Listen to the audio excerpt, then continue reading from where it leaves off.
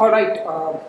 सो सलीम जी, जिस तरह से आप लीडर होकर हमारे इंडस्ट्री के बारे में बात कर रही हैं, जी। आज जो जैसे कि लेटेस्ट बात हम अपडेट करेंगे, जो आज की जो अभी अभी खबर आई है कि दीपिका पादुकोण को ये इन सारी चीज़ों का, ड्रग्स का माफिया या एडमिन हम कह सकते हैं, माना गया है।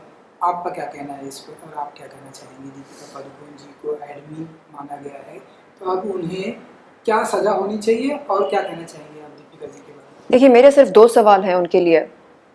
यदि वो माल का सेवन नहीं करते हैं, तो 12 वकीलों के साथ सलाह-मशवरा करने की ज़रूरत क्यों पड़ी?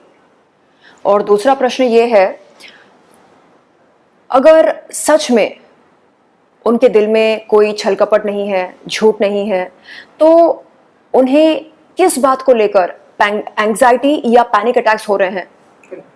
क्योंकि जहाँ निडरता होती है, वहाँ पर भय या डर के लिए कोई जगह नहीं होती है। तो किस बात को लेकर उन्हें चिंता हो रही है, यदि वो माल नहीं लेती हैं? और अगर लेती हैं, तो वो खुलकर इस बात को कबूल करें, स्वीकार करें और बताएं कि इस नेक्सस में और कितने लोग शामिल हैं। देखिए, बॉलीवुड तभी स्वच्छ होगा जब ये सब क्लाइंट्स, पेडलर्स, किंगपिन्स, सप्लायर्स, डीलर्स, सब जितनी जानकारी इनके पास है, उस जानकारी को वो शेयर करें एनसीबी के साथ, बताएं एनसीबी को कि वो उनके सर्कल में कितने लोग इस नशेड़ी गैंग के मेंबर्स हैं।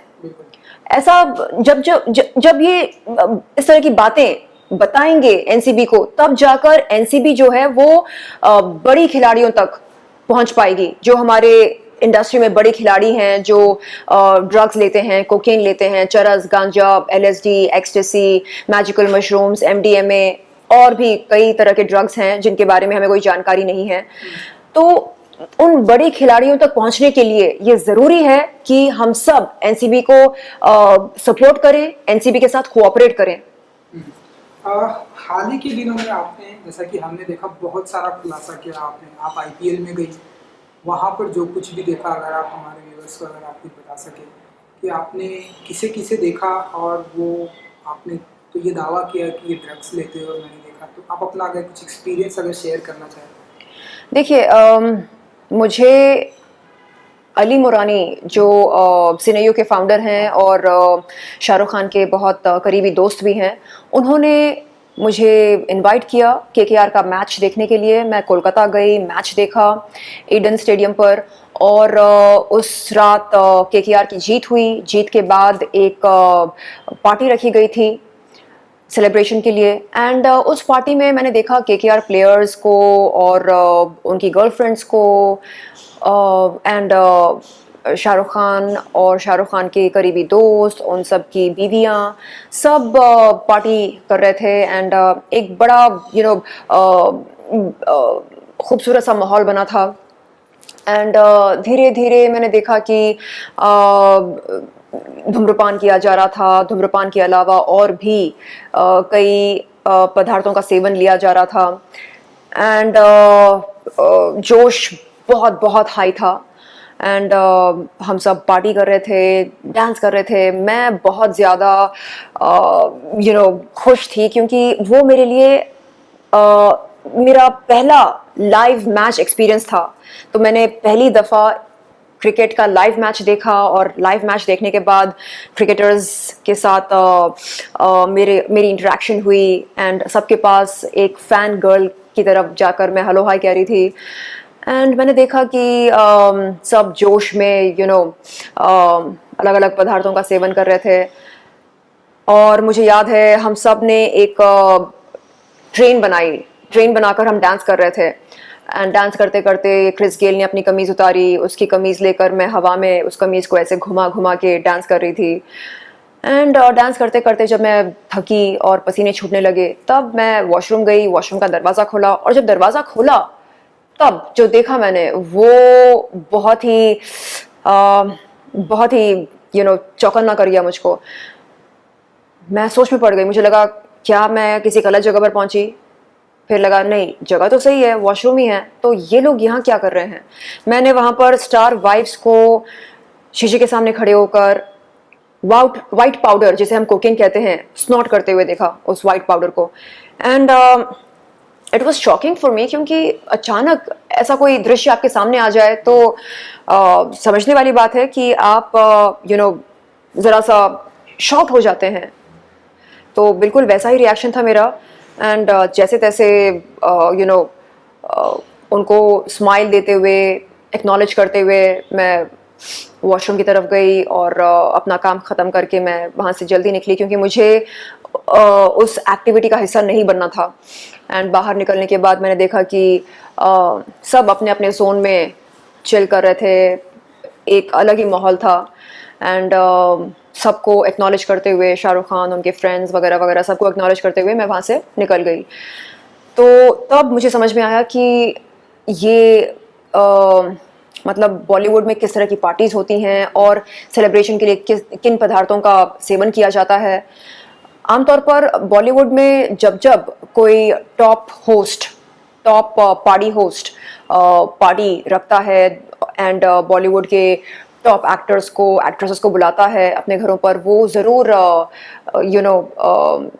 नशीली पदार्थों को सर्व करता है, क्योंकि यहाँ ये माना जाता है कि जब तक आप नशीली पदार्थों का सेवन ना करें तब तक किक नहीं चढ़ता है या जोश नहीं चढ़ता है। और पार्टी करने के लिए किक और जोश, इन दोनों का बहुत ज़बरदस्त ये होता है योगदान। यदि जोश ना चढ़ाएं तो मेहमान पार्टी कैसे करें, ये सोचते हैं। जबकि मुझे बिल्कुल इन चीज़ों में कोई इंटरेस्ट नहीं रहा, थैंकफुली। ये बात मैं स्वीकार करना चाहूँगी कि मैं पहले एक चेन स्मोकर हुआ करती थी। मैंने 15, 16 या शायद 17 साल लगातार चेन स्मोकिंग की। उसके बाद 2017 में एक ऐसा मोड़ आया अक्टूबर के महीने में, जब मैंने स्मोकिंग हमेशा के लिए छोड़ दिया। तब से लेकर आज तक मैंने कभी सिगरेट को छुआ नहीं, और मैं पैसिव स्मोकिंग भी नहीं करती हूँ। जो स्मोक करते हैं उनके आसपास नहीं बैठती हूँ मैं, क्योंकि मैंने ये कहा जा सकता है कि मेरा फिर से जन्म हुआ है। अब मैं नहीं चाहती कि मैं अपनी बॉडी को इम्प्योर करूं। एंड मार्च 2020 में मैंने सोशल ड्रिंकिंग करना गिव अप किया। तो आप समझ सकते हैं कि कैसे इस कीचड़ में रहकर मैं खुद को इस कीचड़ से दूर रख रही हूँ। एंड आई एम श्योर कि मेरी तरह और भी कई लोग होंगे जो धूम्रपान करना पसंद नहीं करते, शराब पीना पसंद नहीं करते, जो एक डिसिप्लिन्ड लाइफ जीना पसंद करते हैं, व्यायाम करना पसंद करते हैं, वर्कआउट करना, चाहे वो योगा हो, जिम हो, मेडिटेशन हो। एंड मुझे लगता है कि ये जो मैसेज जा रहा है बॉलीवुड में, जो ड्रग कार्टेल या ड्रग सिंडिकेट की तरफ से मैसेज जा रहा है, ये बहुत ही गलत मैसेज है।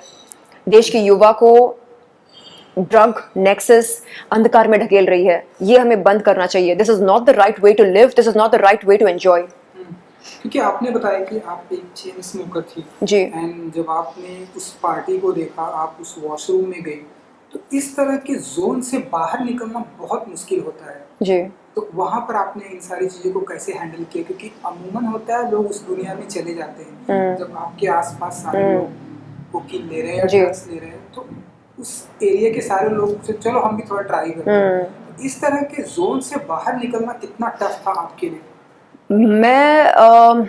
मैं घबरा गई थी वो सब देखकर। मुझे लगा कि अरे ये सब तो सिर्फ फिल्मों में देखा है, अब तो लाइव देखने को मिल रहा है। एंड केमिकल सब्सटेंसेस से मुझे हमेशा से डर लगा रहता है। मैं यही सोचती हूँ कि ओ माय गॉड, अगर एडिक्शन हो जाए तो क्या उस एडिक्शन से मैं निकल पाऊँगी? तो ये सोचकर मैंने कभी ट्राई नहीं किया। एंड अपने फ्रेंड्स को ट्राई करते हुए देखा और देखा कि कैसे वो सफ़र करते हैं लेने के बाद, क्या कॉन्सिक्वेंसेस होते हैं, किस तरह के उनके साइड इफ़ेक्ट्स होते हैं, वो सब करीब से देखा। और फिर मैंने अपने दोस्तों से दूरी बनाए रखी, क्योंकि यदि आपके दोस्त आपको अंधकार की तरफ खींच रहे हैं तो वो कैसे दोस्त हैं? तो इसलिए इंडस्ट्री में जिन जिनको मैंने अपना दोस्त माना था, वो पता चला कि वो सुबह शाम चरस गांजा ये सब पीते रहते हैं। जब जब पार्टीज़ के लिए बुलाते हैं, एक्सटेसी, MDMA, LSD ये सब सर्व करते हैं। तो जब मैंने जाना कि नहीं, this is not meant for me, this is not me, then I decided to keep a healthy distance, maintain a healthy distance from them, because I sincerely feel कि मैं पैदा हुई हूँ चरसी या नशेड़ी गैंग का मेंबर बनने के लिए नहीं, मैं पैदा हुई हूँ एक एंटरप्रेन्योर बनने के लिए, एक सक्सेसफुल बिजनेस वूमन बनने के लिए। और this is not the way to make progress. ये सब करने से हमारी इम्यूनिटी ख़राब होती है, नर्वस सिस्टम के साथ हम छेड़खानी कर रहे हैं, जब चाहे उसको स्टिमुलेट करते हैं अपवर्ड्स लेकर, जब चाहे उसे सप्रेस करते हैं डाउनवर्ड्स या डिप्रेशंस लेकर। This is not the right way to live. इन लोगों को अभी समझ में नहीं आ रहा है। ये लोग सोच रहे हैं कि बस दिस चलो किक चढ़ाते हैं, जोश चढ़ाते हैं, एंजॉय करते हैं, पार्टी करते हैं, और लाइफ में रखा क्या है, यही तो है लाइफ। नहीं, लाइफ में बहुत कुछ है। बगैर किक चढ़ाए आप खुद को स्टिमुलेट कर सकते हैं, बगैर किक चढ़ाए, बगैर इन पदार्थों का सेवन किए, बगैर एक्सटर्नल सब्सटेंसेस को कंज्यूम किए आप खुद को स्टिमुलेट कर सकते हैं। वो भी एक आर्ट है। आप योगा करके देखिए। लेकिन नहीं, आपको लगता है नहीं योगा में क्या रखा है, योगा इज सो बोरिंग। आपको इसलिए लगता है boring because you have not ever practised yoga. आपको भी प्रैक्टिस करके देखिए। तो इन लोगों के सामने जब मैं ऐसे बात करती हूँ, इनको लगता है वाह आंटी आ गई देखो ज्ञान देने। तो it's best that we maintain a healthy distance from such नशेड़ी गैंग मेंबर्स। एंड अगर आपको पता है कि आपको लोग मान सम्मान देते हैं, आपको फॉलो करते हैं सोशल मीडिया पर, कम से कम थोड़ी सोशल मॉरल रिस्पॉन्सिबिलिटी तो बनती है कि आप उन्हें मिसलीड ना करें। आप बोलते हैं repeat after me, depression is an illness. नहीं, आप ये बोलो repeat after me, narco terrorism. उन्हें ये बताना चाहिए कि narco terrorism is a criminal offence. उन्हें कहना चाहिए repeat after me, I will not engage in drug consumption. Repeat after me, I will not engage in drug abuse. Repeat after me, I will take full responsibility for my actions. But ये तो कुछ और ही बता रहे हैं। सुबह शाम depression के नारे लगाते रहते हैं। क्यों लगाते हैं आप डिप्रेशन के नारे? आप क्या मैसेज देना चाह रहे हैं यूथ को? आप ये बोलना चाह रहे हैं कि डिप्रेशन तो आम बात है, किसी को भी हो सकता है। अगर किसी को भी हो सकता है तो मजदूरों को क्यों नहीं होता है? जो मजदूर सुबह से शाम तक मेहनत करके 2 वक्त की रोटी कमाता है, हाँ, क्या उनकी लाइफ में डिप्रेशन नहीं होती? होती है, लेकिन वो उम्मीद पर जी रहे हैं। इस उम्मीद पर जी रहे हैं कि उनका आने वाला कल उनके आज से काफी बेहतर होगा। तो ये लोग उस उम्मीद के बारे में क्यों नहीं जानते? यानी अगर जानते हैं तो क्यों उस उम्मीद के बारे में प्रचार नहीं करते? क्यों प्रचार करते हैं डिप्रेशन के बारे में? क्यों प्रचार करते हैं माल के बारे में? आप क्या मैसेज दे रहे हो अपने फैंस को? आप ये बोल रहे हो अपने फैंस को यदि आपको डिप्रेशन है, आप माल का सेवन करें, आप ठीक हो जाओगे। तो एक युवा अब क्या करे? माल की खोज करे, हाँ, जैसे तैसे वो माल ढूंढे अपने लिए और उस माल का सेवन करे ताकि उसका डिप्रेशन जो है वो खत्म हो जाए या कम हो जाए। आप ये मैसेज दे रहे हैं। आपको शर्म आनी चाहिए। मत करो आप ऐसा। देश के युवा के साथ आप खिलवाड़ कर रहे हो। ओके, क्विक आपसे 2 सवाल जानना चाहूँगा सर जी। एक सवाल ये कि जिस तरह से आप ऐसे डेयरिंग के साथ में, बहादुरी के साथ में आप सामने आई हैं, आप लोगों का नाम ले रही हैं, आप उन पार्टियों का एक्सपीरियंस शेयर कर रही हैं, आपको डर नहीं लगता कि एक दिन हो सकता है डायरेक्टली इनका कॉल आए कि आप हमारे बारे में इस तरह से नाम मत उछालिए? जैसे शाहरुख खान, उनकी टीम, उनकी बीवियाँ, क्रिकेटर्स, उनकी पत्नियों, जी जो भी आपने वहाँ पे देखा, आपने अपना एक्सपीरियंस शेयर किया, लेकिन क्या शर्लिन जी को डर लगता है इन सारी चीज़ों का नहीं, कि एक दिन फोन आएगा मुझे? बिल्कुल नहीं, आप क्योंकि ऐसा मुझे मत पता है करिए। कि मैं जो कुछ बोल रही हूँ वो सच है। जो कुछ मैंने अपनी आंखों से देखा है मैं वही तो बता रही हूँ। एंड जब कभी एनसीबी के पास से बुलावा आएगा मैं जाऊंगी एनसीबी के पास, और जो कुछ मैंने देखा है, जो कुछ अनुभव किया है, वो सारी बातें रखूंगी उनके सामने। यदि वो चाहते हैं कि मैं नाम लेकर बताऊं तो मैं नाम लेकर बताऊंगी। किनका किनका नाम जैसे आप लेना चाहेंगे? नहीं, जैसे अगर आप कुछ अगर ये आप सब तो मैं एनसीबी को बताना चाहूंगी, क्योंकि मुझे लगता है कि उनके सामने बैठकर ऑफिशियल बयान देना वो सही काम होगा। यानी वो बेहतर होगा। इससे यहाँ पर बैठकर मीडिया के सामने यदि मैं कुछ नाम लूँ तो हो सकता है कि कुछ दिन के लिए सनसनी खबर बन जाए वो, बट उसके बाद कोई एक्शन न ले। तो जब कोई एजेंसी मुझे बुलाएगी, कहेगी आप बताइए आपके पास क्या इन्फॉर्मेशन है, आप क्या जानती हैं, तब मैं खुलकर उनसे बात करना चाहूँगी।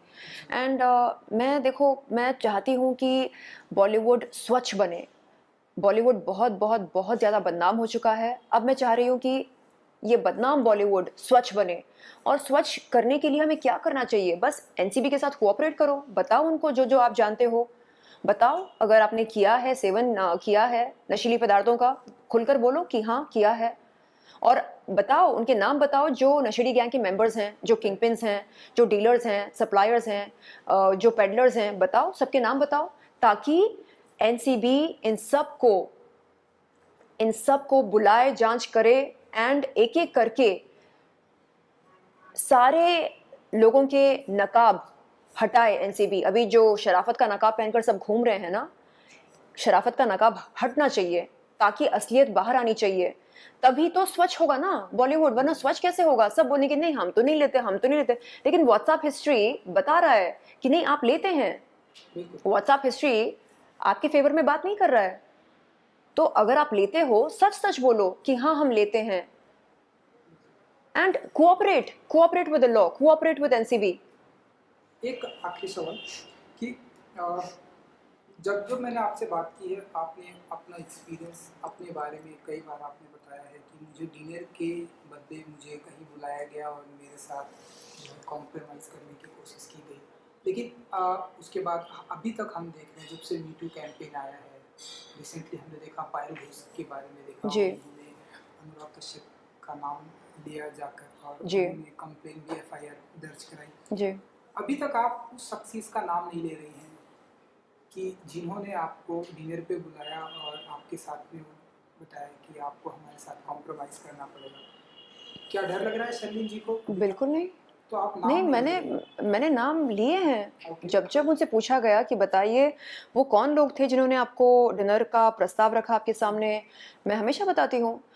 मैंने पिछले साल ये बताया था कि क्वान के जो फाउंडर हैं अनिर्बन, अनिर्बन। उन्होंने अपने ऑफिस पर बुलाया और मैं गई उनसे मिलने।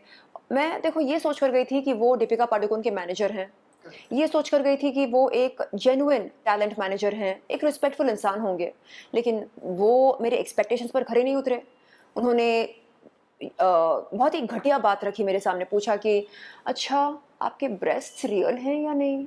ये बात आप ये जो बातें आप कर जी रही हैं कि आपके ब्रेस्ट रियल है या नहीं, तो जी। ये तो टोटली मतलब आपको एक कंप्लेन करनी चाहिए नहीं, पुलिस मैंने में उसी कि हाँ टाइम उनसे आपको। कहा कि शर्म आनी चाहिए, आप पिंप हो, आप दर्जी हो, कौन हो आप? मेरे ब्रेस्ट रियल हैं नहीं है, मेरा कप साइज क्या है, व्हाट इज दिस? करेक्ट। इन सवालों का मेरे करियर के साथ या मेरे फ्यूचर के साथ क्या ताल्लुक है? तो नहीं नहीं आप बुरा मान रहे हो। मैंने कहा ये बुरा मानने ऐसे वाली लोगों बात है। के खिलाफ आपका कंप्लेन, आपको नहीं लगता कि ऐसे लोगों के खिलाफ शर्लिन जी को स्टैंड नो लेना तो चाहिए कि ऐसे उन्हें ऐसे जेल कई के लोग हैं पीछे, मेरे लिस्ट में, कई तो लोग ऐसे हैं। सारे लोगों को नहीं जेल के पीछे जाना तो चाहिए आज ही। बिल्कुल मैं कह रही हूँ कि किन किन के खिलाफ मैं कंप्लेन करूं, किन किन के खिलाफ मैं जाकर शिकायत दर्ज करूं। इंडस्ट्री में अधिकतर लोग ऐसे ही होते हैं, मतलब इस तरह के घिनौने सवाल रखते हैं सामने। आपका ब्रेस्ट साइज क्या है, ये रियल है या फेक है? अबे चूजे, तू कौन है? तू टैलेंट मैनेजर है, दर्जी है, पिंप है? पहले ये तो क्लियर कर दे। करेक्ट। मुझे बोलते हैं you know I am in an open marriage. तो इसका मतलब क्या है? नो मतलब मैं और मेरी बीवी हम माइंड नहीं करते। तो मैं क्या करूं?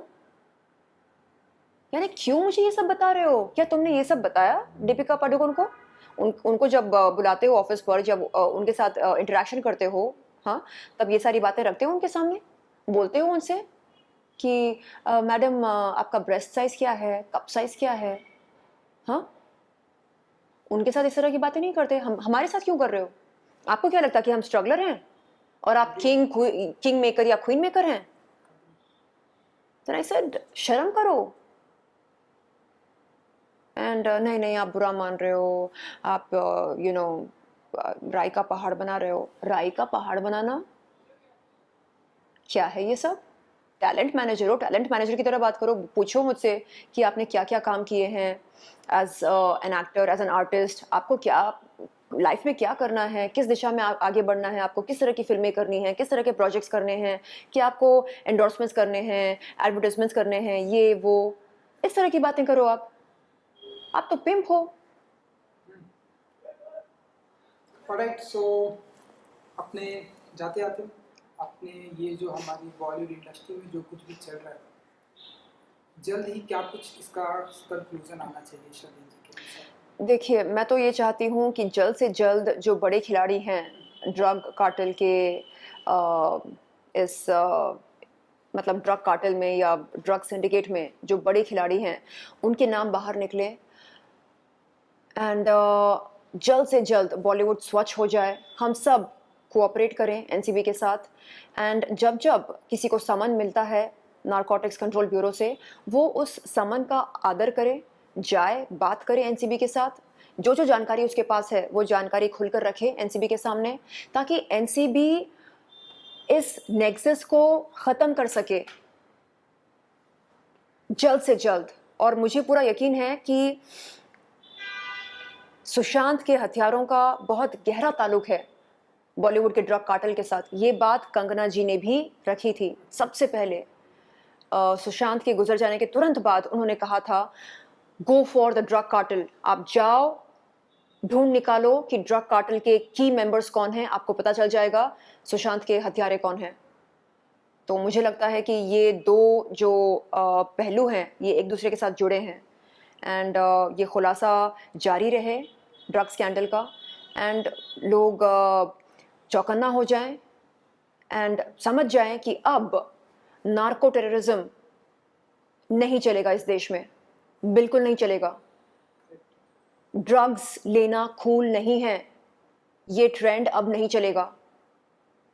स्मोकिंग, ड्रिंकिंग, ड्रग्स नहीं, नॉट एक्सेप्टेबल। तो जब सोच में बदलाव आएगा तो वो बदलाव एक्शंस में नजर आएगा एंड मैं बस चाह रही हूँ कि बहुत जल्द, जितनी जल्दी हो सके उतनी जल्दी बॉलीवुड स्वच्छ बन जाए, भारत स्वच्छ बने एंड हम इस कीचड़ से बाहर निकलें। नेपोटिज्म, कास्टिंग काउच, ड्रग्स, ये तमाम गंदगी से हम बाहर निकलें जल्द से जल्द। आई होप कि हमारा बॉलीवुड स्वच्छ हो जाए। जी, हमसे बात करने के लिए शर्लिन जी बहुत बहुत धन्यवाद आपका। जी, thank you so much. Thank you, good luck. Thank you.